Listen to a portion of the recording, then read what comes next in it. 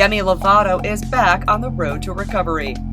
The singer has reportedly returned home after completing another treatment program in late 2021. I've learned that it doesn't work for me to say, I'm never going to do this again. Just want to see if I can handle it. And I've been stir crazy and I, want to see if I can do it. That documentary, I was allowing the cameras to see the tip of the iceberg. Can we turn the cameras on?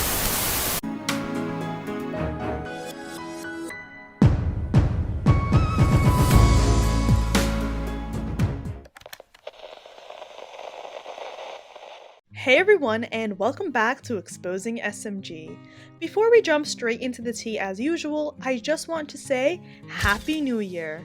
This is our first video back since we didn't post for over a month. If you guys are interested, I wrote a little update on my life in a new blog post on my blog, exposingsmg.com. I also elaborated on all the crazy celebrity tea that's to come on my blog as well as on this channel. I am super excited for 2022 because I feel like this is going to be a crazy year in Hollywood, and I'm even more excited to be covering all the gossip with you wonderful people. To kick off the new year, I thought what better than to make a video about Demi Lovato, who is no stranger on this channel. So today we are revisiting a topic that for many months I always feared would come back to bite Demi in the ass.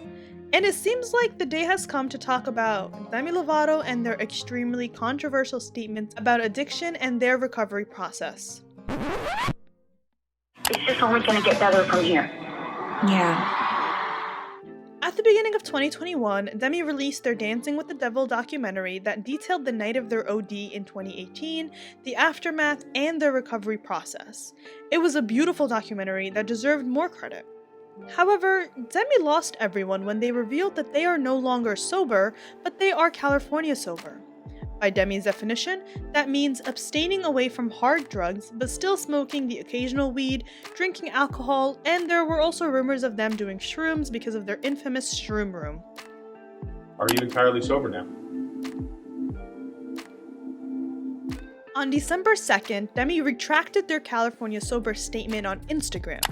Demi wrote, "I no longer support my California sober ways. Sober is the only way to be."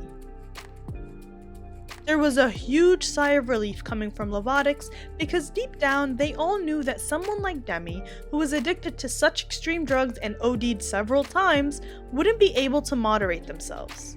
I mean, that is the underlying issue with addiction, right? The lack of ability to control yourself.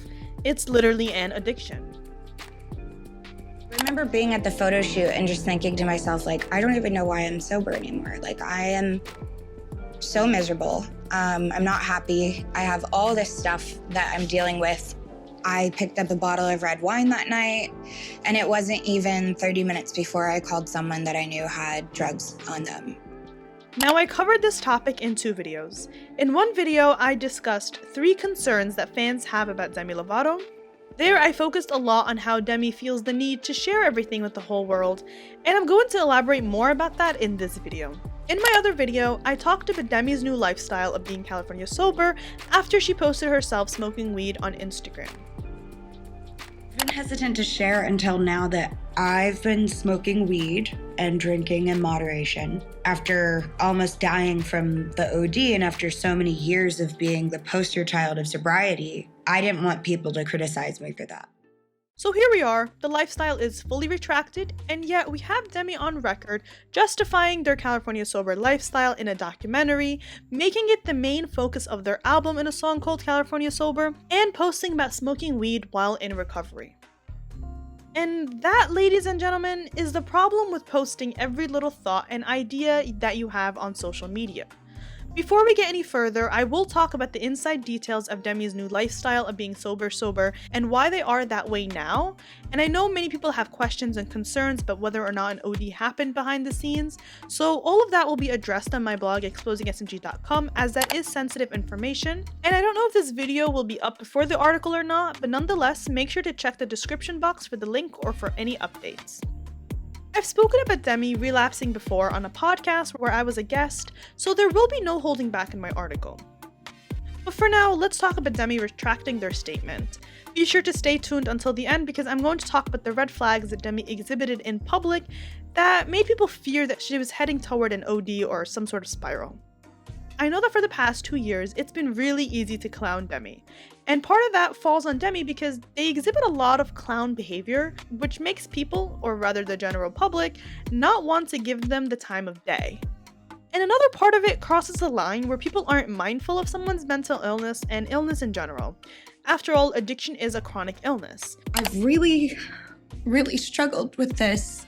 I know I'm done with the stuff that's gonna kill me, right?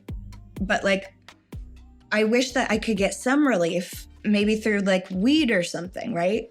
So there is a fine line between making fun of someone for a disease versus trying to actively call out where they are wrong and committing to dangerous behavior. After getting engaged to a loser who slid in their DMs and then proceeding to quarantine with that same stranger after knowing them for like 2 weeks, and then going off on that with the whole froyo bit and then the alien show and then so on and so on, Demi's credibility and artistry were definitely put to the test. And what is an artist without their personal image? Especially when you're someone like Demi whose career is heavily based on their personal life. So of course people are going to comment on everything. I mean, Demi has made it very easy for the world to clown her, especially when she would post every bypassing thought on Instagram.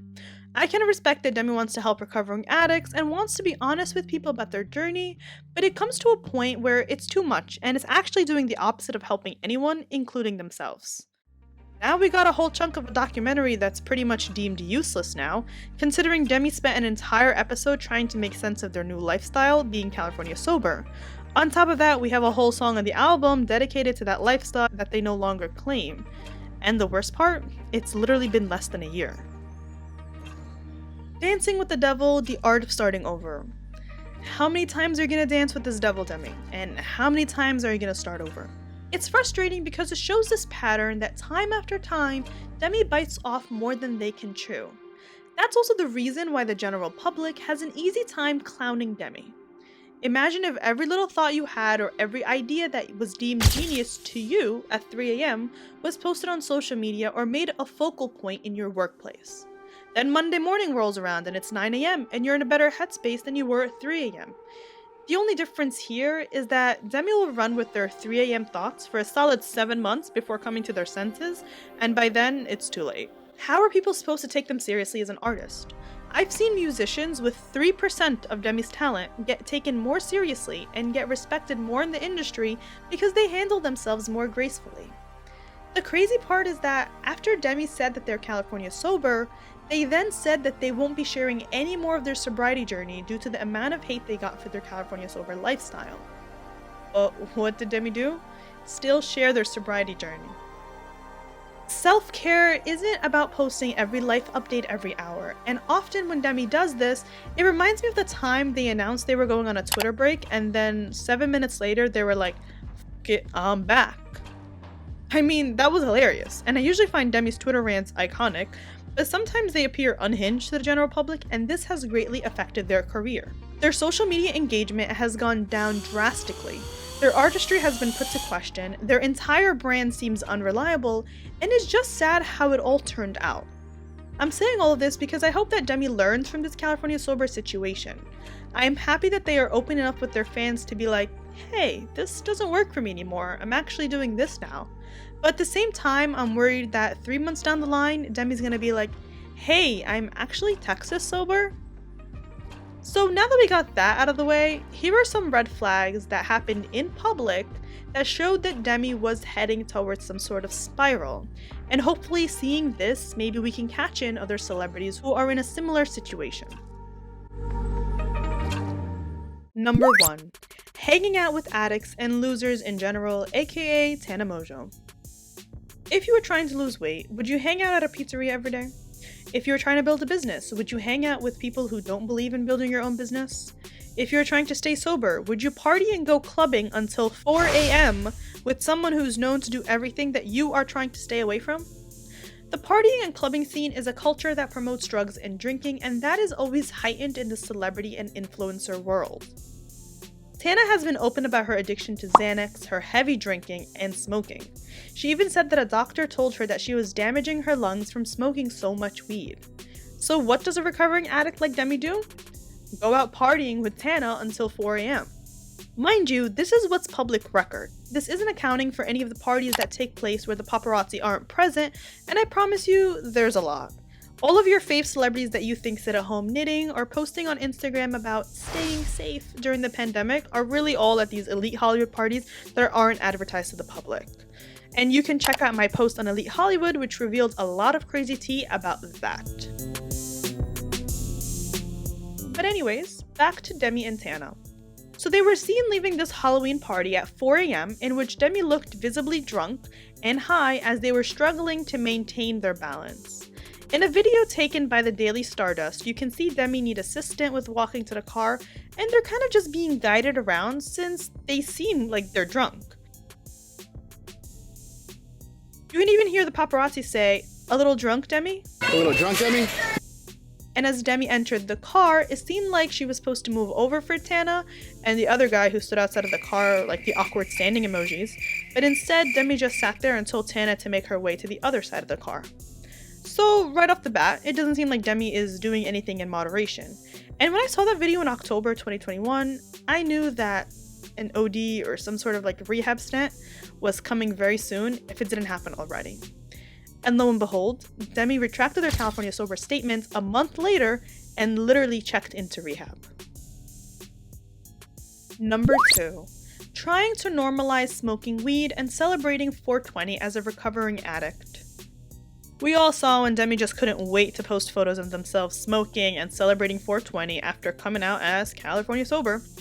I already talked about how problematic and overall annoying that was in a different video, but let's just say that Demi made their bed with that one.